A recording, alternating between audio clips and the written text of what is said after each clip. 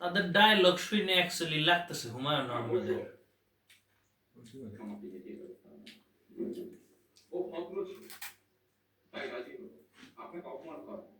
কিন্তু আপনিও ভাই এত বড় একটা অপমান করলো, আপনি কিচ্ছু বললেন না, চুপ করে থাকলেন।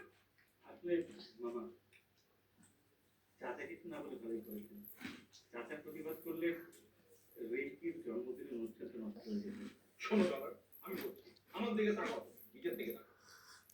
তুমি খুব একটা ভালো, খুব বেশি ভালো।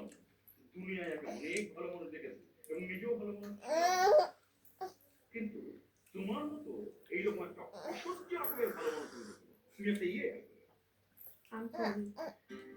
আসলে সম্পূর্ণ ব্যাপারটা ছিল আমার বার্থডে উপলক্ষে একটা ফান্ড আদি বাড়াবাড়ি হবে। মাঙ্গা মাঙ্গা মামা দাদা শুনবে দে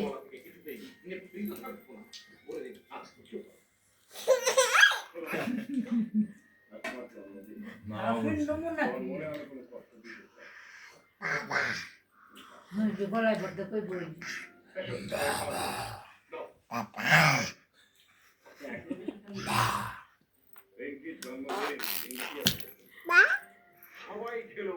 কিছুতে পিছায় থাকা যাবে না। তুমি কি চাও মামা আমি জন্মদিনে না খেয়ে থাকি? আরে না, তুই বলছিস না বলে শুরু করতে পারেন। আপনি একটা জন্মদিনে একটা কেক দে, আমি